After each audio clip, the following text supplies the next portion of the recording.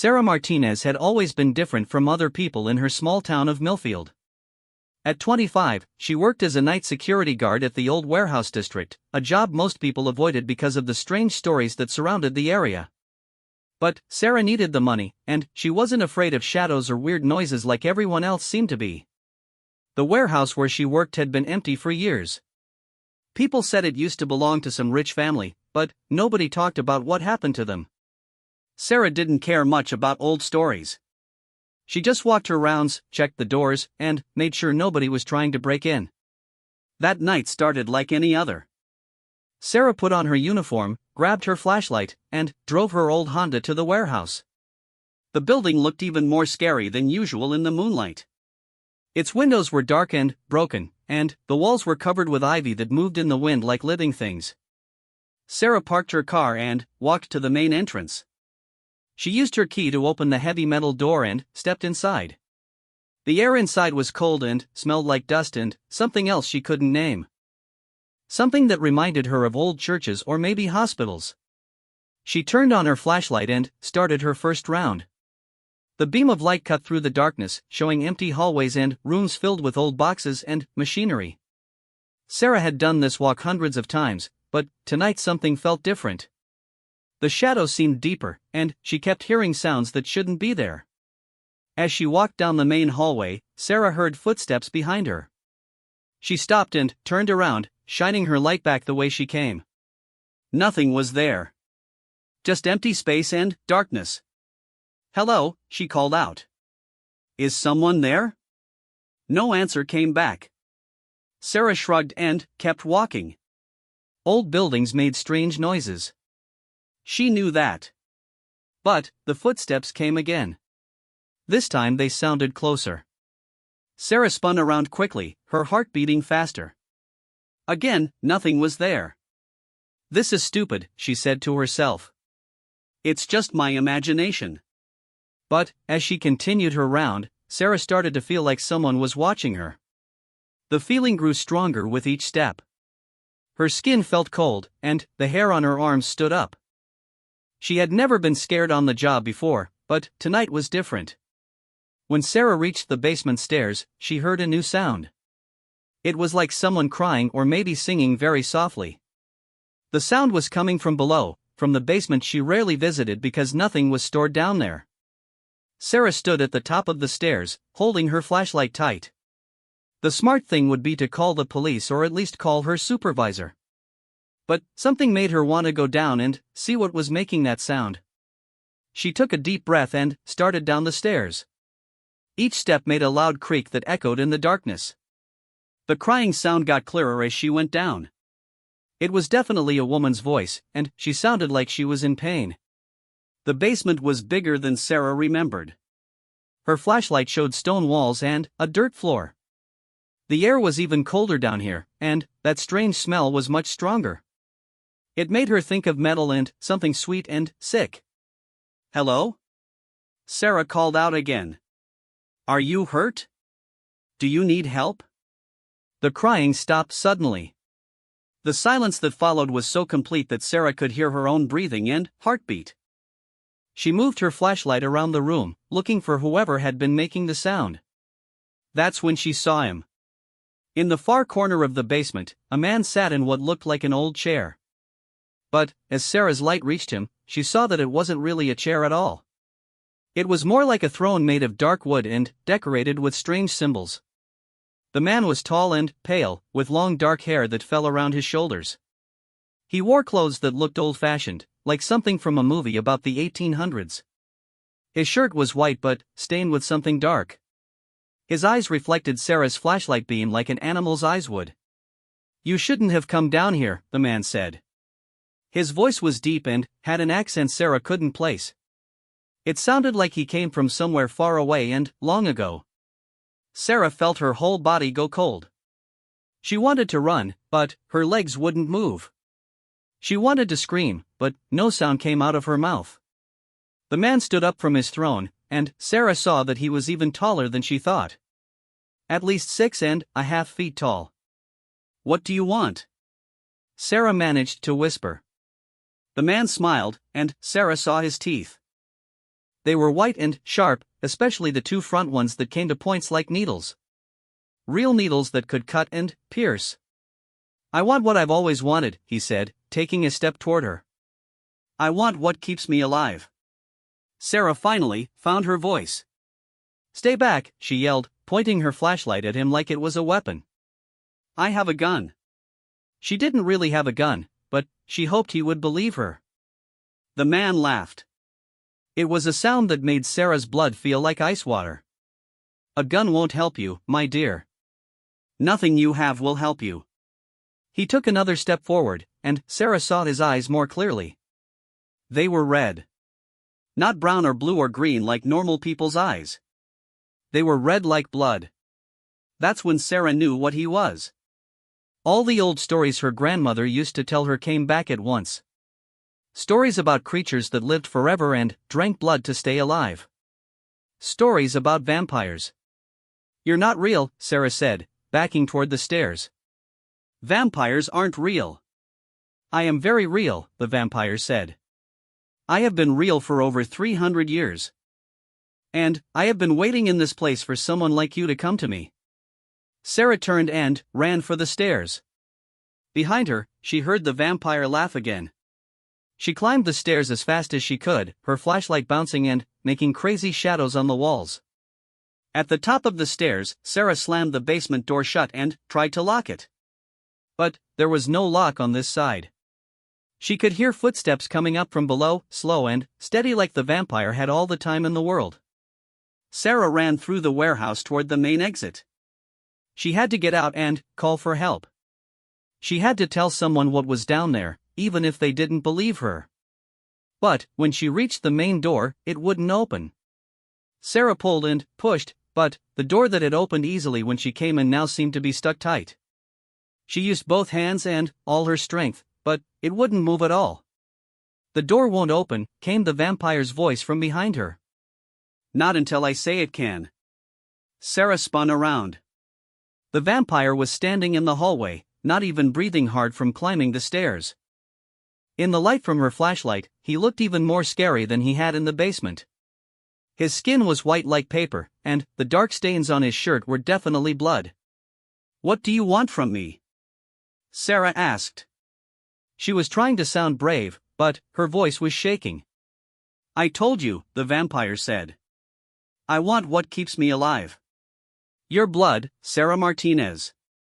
Sarah's heart almost stopped. "How do you know my name?" "I know many things about you. I know you work here alone every night.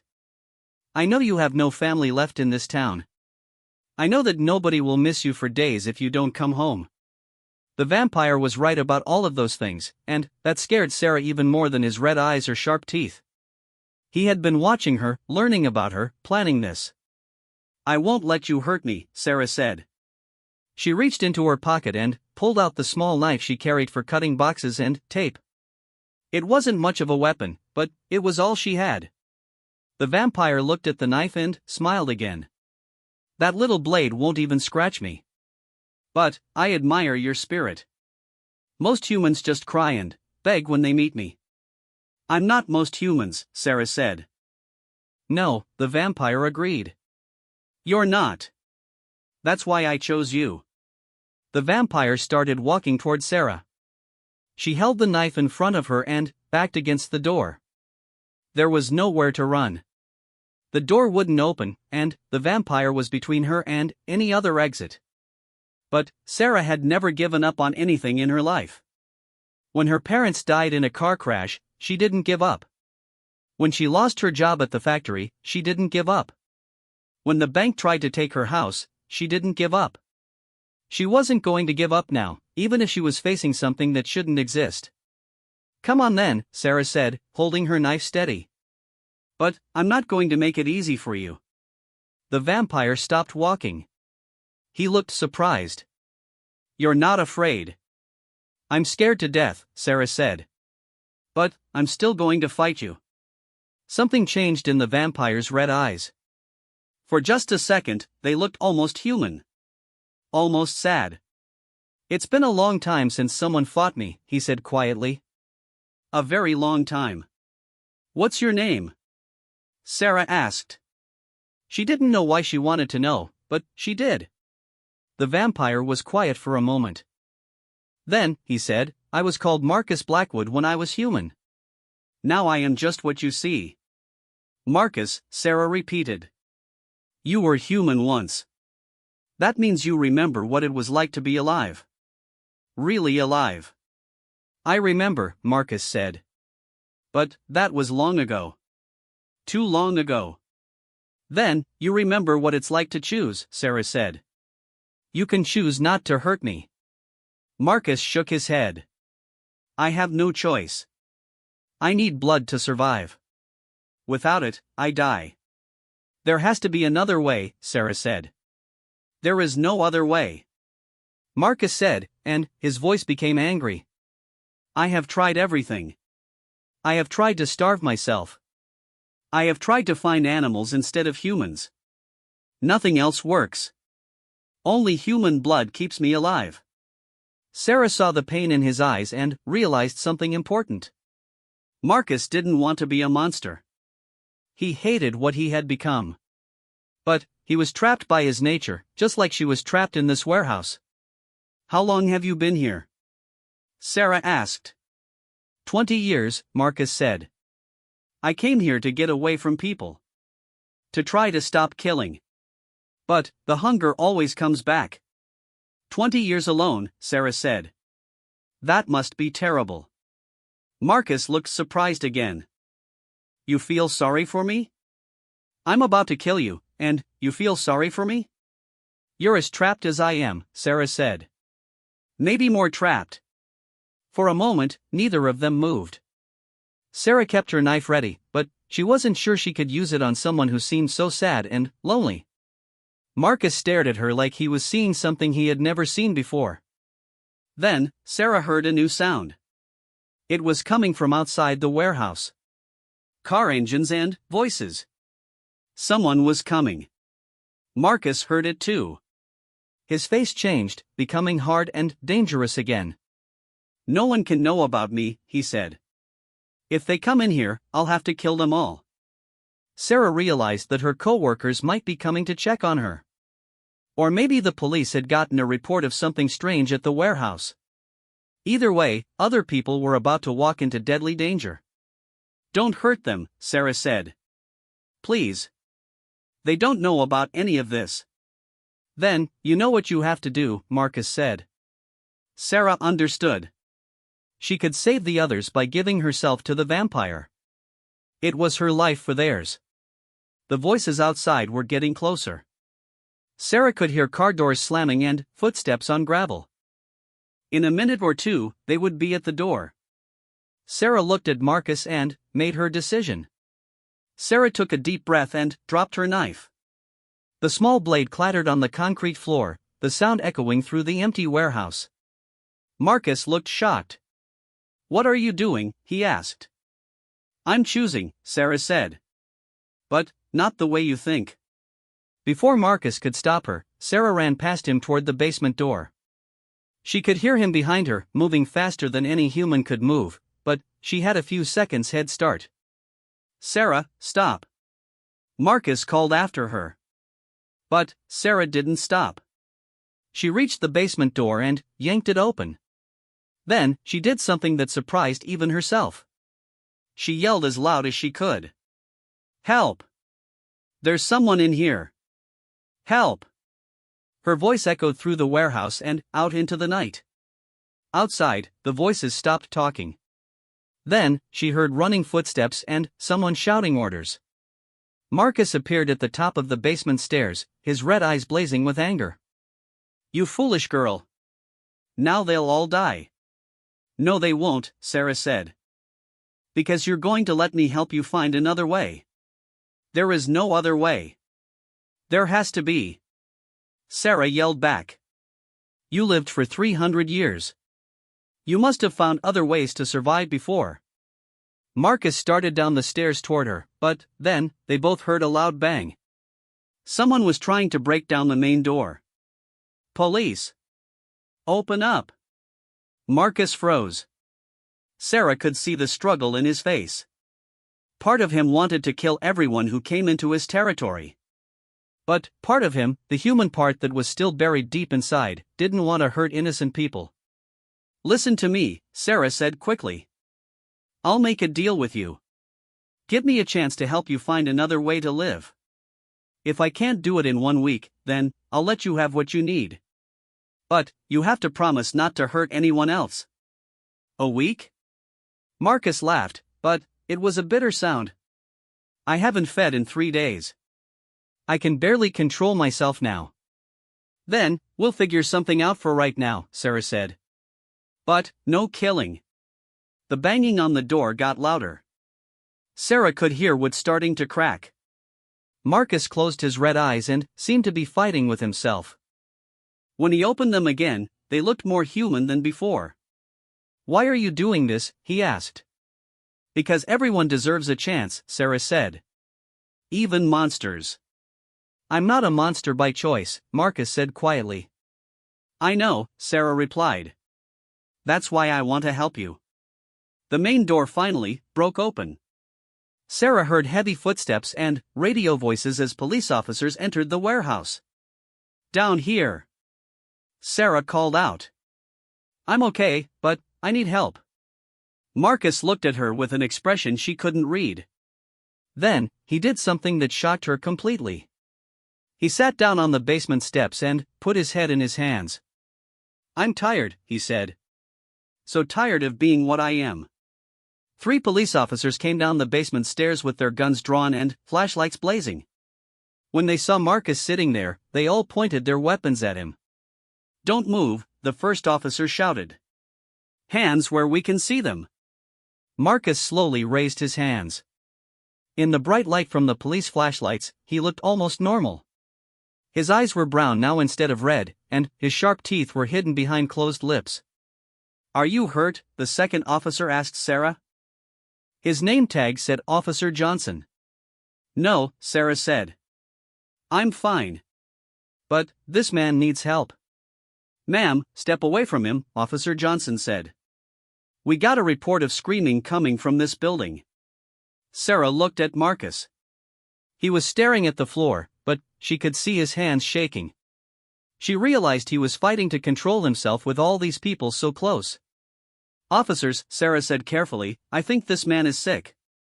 He needs medical attention, not jail."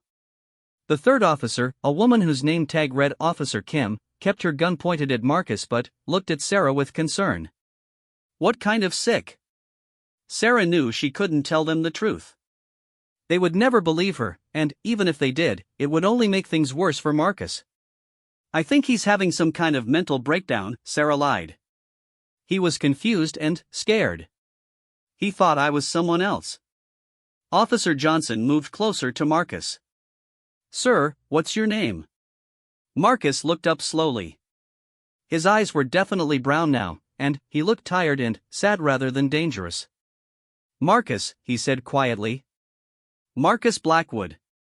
"Mr. Blackwood, we're going to need you to come with us," Officer Johnson said. "We need to ask you some questions." Marcus looked at Sarah. She could see the question in his eyes. Should he go with them? Should he tell them what he really was? Should he just run? Sarah gave him a small nod. "It's okay," she said. "Just stay calm." Marcus stood up slowly, keeping his hands visible. "I won't resist," he told the officers. As they led Marcus up the stairs, Officer Kim stayed with Sarah. "Are you sure you're not hurt?" she asked. "You look pale." "I'm just shaken up," Sarah said. It was scary being alone with him. But that wasn't really true. Being with Marcus had been scary, but not in the way Officer Kim thought. It had been scary because Sarah had seen something in his eyes that she recognized. The same loneliness and desperation she had felt after her parents died. Upstairs, Sarah watched as the officers put Marcus in handcuffs and led him toward their police car. He looked back at her once, and she mouthed the words, "I'll find you." Marcus nodded slightly before disappearing into the back of the police car. Officer Johnson stayed behind to take Sarah's statement. She told him that she had found Marcus in the basement and that he had seemed confused and upset. She said he had blocked the door and wouldn't let her leave, but that he hadn't actually hurt her. "Has anyone else been in this building recently?" Officer Johnson asked. "Not that I know of," Sarah said. "I'm here alone most nights, and I've never seen anyone before." "We'll have our people search the building tomorrow," the officer said. "Make sure there's no sign of anyone else living here." Sarah's heart sank. If the police searched the basement carefully, they might find things that would prove Marcus wasn't human. She had to get back there first. After the police left, Sarah was supposed to go home. Her supervisor, Mr. Peterson, had come to the warehouse and told her to take the rest of the night off. But, instead of going home, Sarah waited in her car until everyone else was gone. Then, she went back into the warehouse.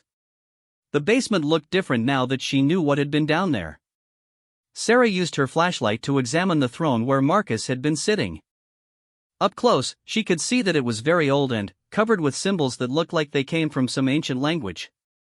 Behind the throne, Sarah found what looked like a small living area. There was an old mattress on the floor, some books, and several bottles of water. It was clear that Marcus had been living down here for a long time. Sarah looked through the books.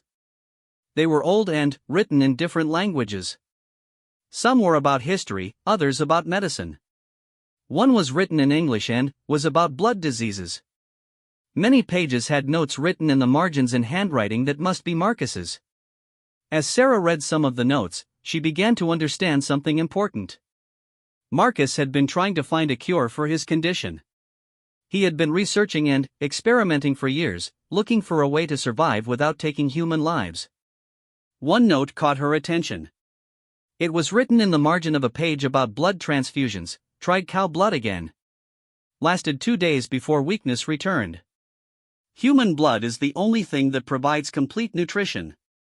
But there must be another way. There has to be. Sarah felt a surge of hope. If Marcus had been able to survive on animal blood for even 2 days, maybe there was a way to make it work longer. Maybe with modern medicine and science, they could find a solution.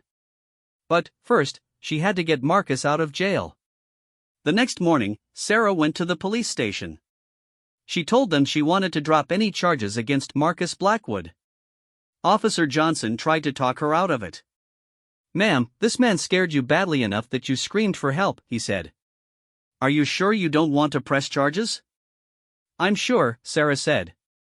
"He didn't actually hurt me, and I think he needs medical help, not punishment." "We can have him evaluated by a psychiatrist," Officer Johnson offered. "That would be good," Sarah agreed. "But I really don't want to press charges." It took most of the morning, but eventually the police agreed to release Marcus. Sarah was waiting in the lobby when they brought him out. He looked tired and confused. "Sarah?" Marcus said when he saw her. "What are you doing here?" "I told you I'd find you," she said. "Come on. We have work to do." Marcus followed her out of the police station, looking bewildered. "Work? What kind of work?" "The kind that might save your life," Sarah said. "And maybe save a lot of other lives too." They got into Sarah's Honda and drove toward the edge of town. Marcus sat quietly, staring out the window at the morning sunlight. "Doesn't the sun hurt you?" Sarah asked. "It makes me weak and tired," Marcus said. "But it won't kill me." "That's just in the movies." "What else is just in the movies?" Marcus thought for a moment. "Holy water doesn't hurt me. Neither do crosses or garlic. I can see my reflection in mirrors. I can enter people's homes without being invited. Most of what people believe about vampires is wrong. But you do need blood to survive." "Yes," Marcus said sadly. "That part is true." Sarah pulled into the parking lot of a small diner on the outskirts of town.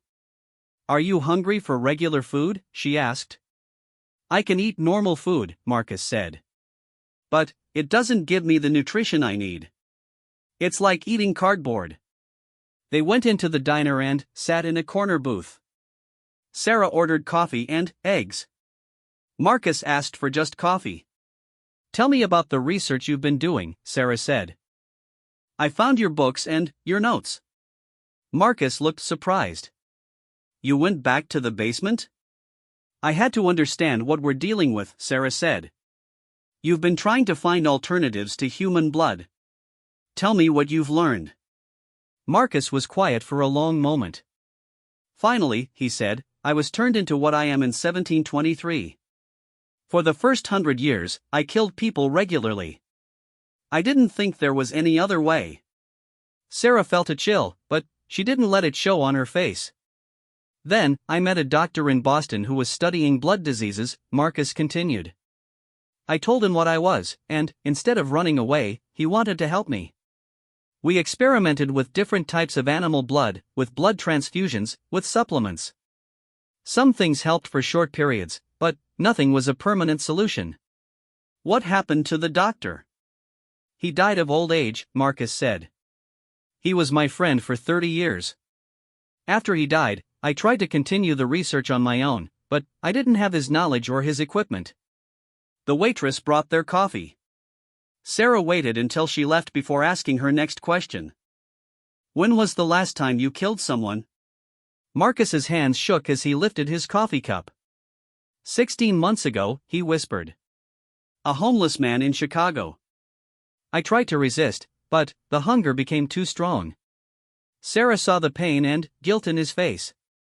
That's when you came to the warehouse? I came here to die, Marcus said. I thought if I isolated myself completely, the hunger would eventually kill me. But it doesn't work that way. The hunger just gets stronger until it drives me crazy. But you didn't die. You survived for 20 months without killing anyone. Barely, Marcus said. And I can't hold out much longer. That's why I was going to. He couldn't finish the sentence. Sarah reached across the table and put her hand on his. His skin was cold but not unnatural. We're going to figure this out, she said. Together. Marcus looked at their joined hands. Why are you helping me? You should be running as far away as possible. Because everyone deserves a second chance, Sarah said. And because I think you might be the key to helping others like you. Others? Marcus looked confused. You can't be the only vampire in the world, Sarah said. If we can find a solution for you, we might be able to help all of them. Marcus stared at her. You want to cure vampirism? I want to find a way for vampires to survive without killing people, Sarah said. Is that so impossible? Marcus was quiet for a long time. Finally, he said, I've dreamed of such a thing for 200 years. But dreams and reality are different things. Then, let's make this dream into reality, Sarah said. As they sat in the diner making plans, neither Sarah nor Marcus noticed the man in the dark suit who was watching them from across the street. He had been following Marcus for weeks, waiting for the right moment to make his move. And now the vampire had a human helper, which made things much more interesting. The man in the suit pulled out his phone and made a call. I found him, he said when someone answered. And it looks like he has a new friend. For 3 days, Sarah and Marcus worked together in secret. They used the basement of the warehouse as their laboratory, trying to find a way to make animal blood work as a long-term substitute for human blood.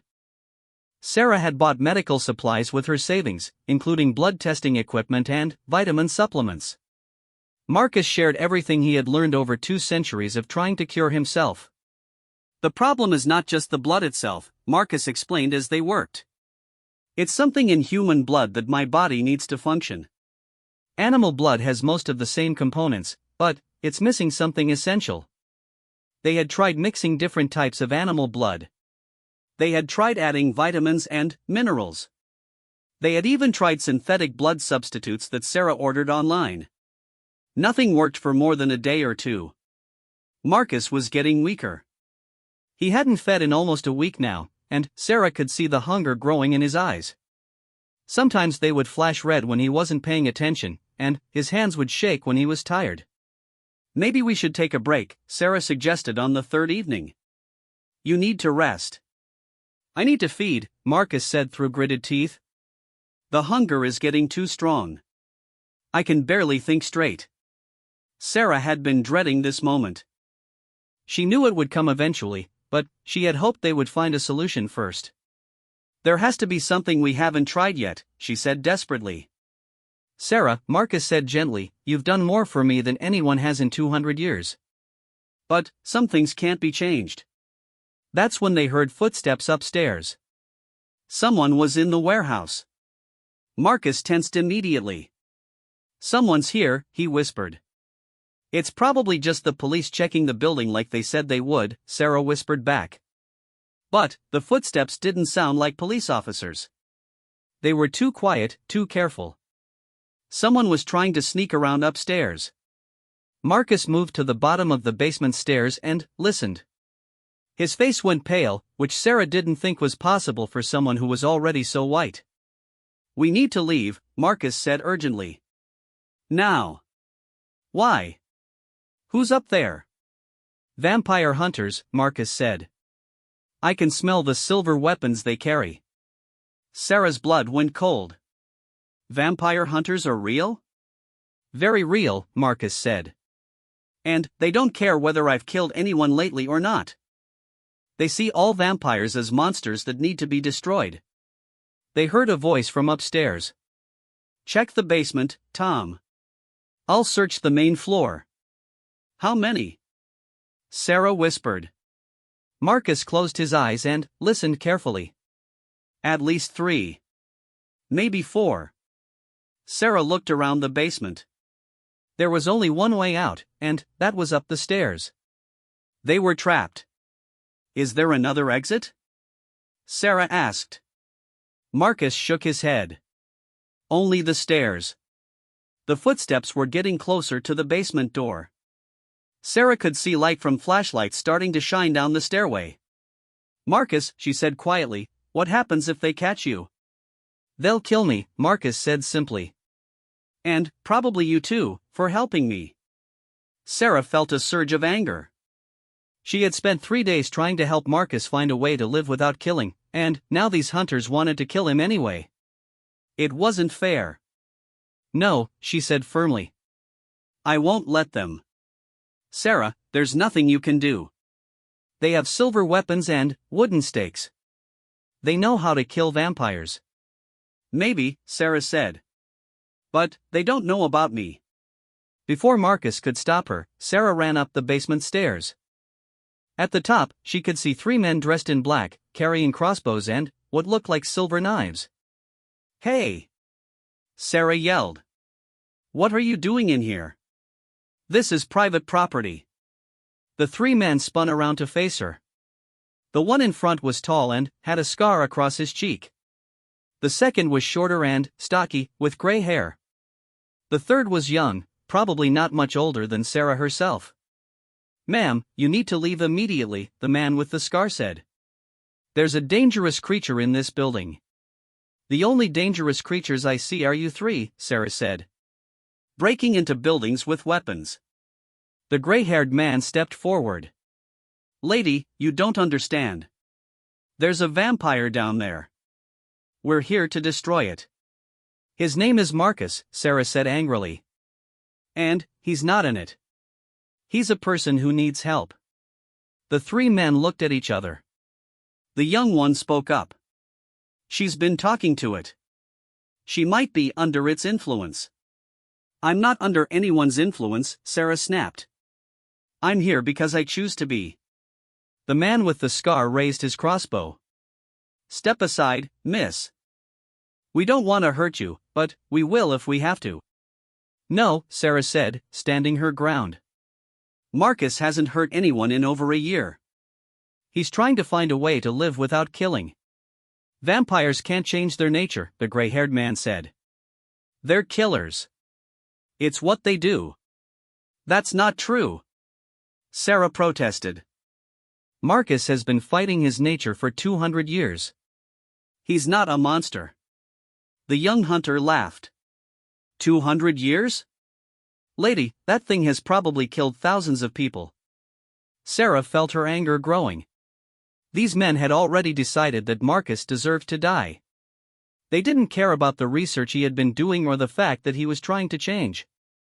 "You're wrong," Sarah said. "All of you." Behind her, she heard Marcus coming up the basement stairs. "Sarah," he called softly, "don't do this. Just walk away." "I'm not walking away," Sarah replied without taking her eyes off the hunters. Marcus appeared at the top of the stairs. When the 3 hunters saw him, they all raised their weapons. "There it is," the man with the scar said. "Silver-tipped crossbow bolts. This will be quick." "Wait!" Sarah shouted, stepping between Marcus and the hunters. "Just listen to me for 1 minute." "Get out of the way," the gray-haired man ordered. "No. You're making a mistake. Marcus is different." The young hunter moved to get a clear shot at Marcus. "All vampires say they're different. Right before they rip your throat out." That's when Marcus did something that surprised everyone, including Sarah. Instead of fighting or running, he knelt down on the floor and put his hands behind his head. "She's right," Marcus said quietly. "I am different. I don't want to kill anymore. I've been trying to find another way." The man with the scar kept his crossbow pointed at Marcus. "Lying comes naturally to your kind." "I'm not lying," Marcus said. "Ask her. She's been helping me research alternatives to human blood." Sarah turned to face the hunters. "It's true. We've been working together for 3 days. Marcus has been trying to cure himself for centuries." "Vampires can't be cured," the gray-haired man said. "Everyone knows that." "How do you know?" Sarah challenged. "Have you ever tried? Or do you just kill first and ask questions later?" The young hunter looked uncertain. "Dave," he said to the man with the scar, "what if she's telling the truth?" "She's not," Dave replied. "Vampires are master manipulators. It's probably been planning this for weeks." Sarah was getting desperate. The hunters weren't going to listen to reason. She had to do something dramatic to make them understand. "If Marcus is such a dangerous monster," Sarah said, "then why hasn't he killed me? I've been alone with him for hours. I've slept in the same room with him. If he wanted to hurt me, he could have done it any time." "Maybe he's saving you for later," the gray-haired man suggested. "Or maybe," Sarah said, "he's exactly what I say he is. A person who's trying to change." Dave tightened his grip on his crossbow. "Enough talking. Stand aside, or we'll move you aside." Sarah made a decision that surprised even herself. She sat down on the floor in front of Marcus, making herself a human shield. "If you want to kill him," she said, "you'll have to kill me first." The 3 hunters stared at her in shock. Marcus grabbed her shoulder. "Sarah, no," he said urgently. "Don't do this for me." "I'm not just doing it for you," Sarah replied. "I'm doing it because it's right." Dave lowered his crossbow slightly. "Lady, you're making a big mistake. That thing will turn on you the moment it gets hungry enough." "No, he won't," Sarah said confidently. "I trust him." "You trust a vampire?" the young hunter asked in disbelief. "I trust Marcus," Sarah corrected. "Just like I hope you trust me if someone was pointing a weapon at me." For a moment, nobody moved. Then, the gray-haired man spoke up. "Dave, maybe we should think about this. She could be right." "She's not right," Dave said firmly. "Vampires don't change. They can't change." "But what if they can?" the young hunter asked. "What if we've been wrong?" Dave looked angry. "We've been hunting vampires for 20 years, kid. We know what they're like." "You know what some of them are like," Sarah said. "But not all of them." Marcus spoke up from behind her. "I was like what you think all vampires are," he said. "For over 100 years, I killed without remorse. But people can change. Even vampires." "Prove it," Dave said suddenly. "What?" Marcus asked. "Prove you've changed," Dave repeated. "This woman says you've been trying to find alternatives to human blood." "Show us." Marcus looked at Sarah, then back at the hunters. Slowly, he stood up and walked to the corner of the warehouse where they had been storing their research materials. "We've been testing different combinations of animal blood and supplements," Marcus said, holding up several vials of dark liquid. "The goal is to find something that can provide the nutrition I need without requiring human victims." The young hunter lowered his weapon slightly. "Has it worked?" "Partially," Marcus admitted. "I've been able to go longer between feedings, but nothing we've tried provides complete nutrition." Dave kept his crossbow raised. "So you still need to kill?" "Not necessarily," Sarah said, standing up. "We're making progress. With more time and better equipment, we might find a complete solution." "And how many people die while you're experimenting?" Dave asked. "None," Marcus said firmly.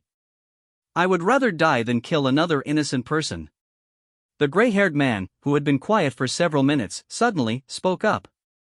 "What did you say your name was?" "Marcus Blackwood," Marcus replied. The man's face went pale. "From Boston? You knew Dr. Henry Morrison?" Marcus looked shocked. "Henry? Yes, I knew him. He was my friend." "How do you?" "He was my grandfather," the gray-haired man said quietly.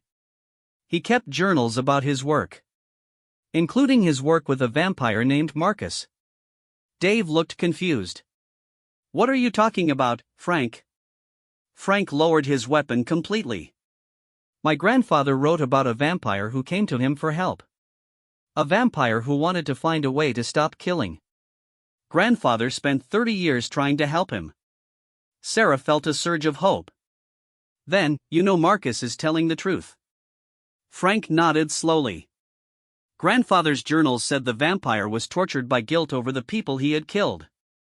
He said Marcus was the most human creature he had ever met, dead or alive. Dave was getting angry. "I don't care what some old man wrote in his diary. That thing is still a vampire." "That thing was my grandfather's friend," Frank said firmly. "And if grandfather thought he could be saved, then maybe he can be." The young hunter looked back and forth between Dave and Frank. "So what do we do?" Frank looked at Marcus for a long moment. "We give them a chance to prove their research can work."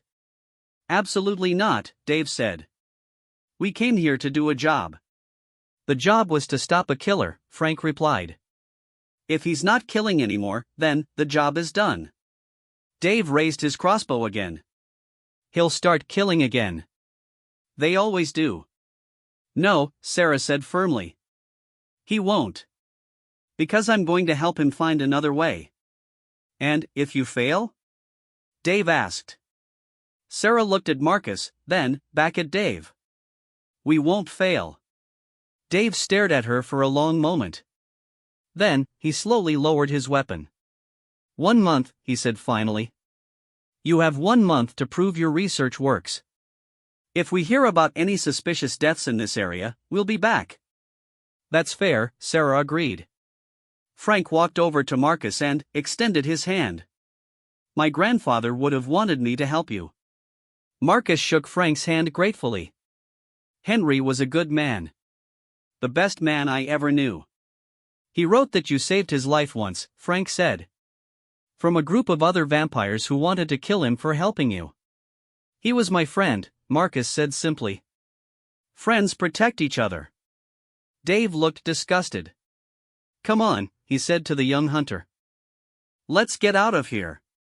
But the young hunter hesitated. "Dave, what if they're right? What if vampires can change?" "Then, the world is a very different place than I thought," Dave replied. "But I doubt it."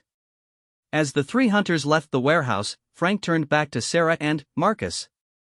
"If you need anything," he said, "medical supplies, equipment, anything that might help your research, call me." He handed Sarah a business card. After the hunters were gone, Sarah and Marcus sat down on the warehouse floor. Both of them were shaking from the stress of what had just happened. "You could have been killed," Marcus said to Sarah. "So could you," Sarah replied. "But we weren't. And now we have a chance to prove that change is possible." Marcus looked at her with something like wonder in his eyes. "Why did you do that?" You barely know me. Sarah was quiet for a moment, thinking about her answer. When my parents died, she said finally, I was angry at the whole world. I thought about doing things that would have hurt other people. But someone gave me a chance to choose a different path. Someone believed I could be better than my worst impulses. And you ought to give me the same chance, Marcus said. Everyone deserves the chance to be better than they were, Sarah said. Even vampires. Marcus smiled, and, for the first time since Sarah had met him, his smile looked completely human. 1 month, he said. Do you really think we can solve a problem that's been impossible for 300 years? Sarah stood up and extended her hand to help Marcus to his feet. We're going to find out, she said. As they walked back toward the basement to continue their research, both of them felt something they hadn't felt in a long time. Hope. And, sometimes, hope is the most powerful force in the world. 3 weeks later, Sarah and Marcus made their breakthrough. By combining synthetic blood plasma with specific animal proteins and a mixture of vitamins and minerals, they created a substitute that could sustain Marcus indefinitely. The first vampire in history had found a way to survive without killing humans. And, in a small town called Millfield, two unlikely friends had proven that even monsters could choose to be something better.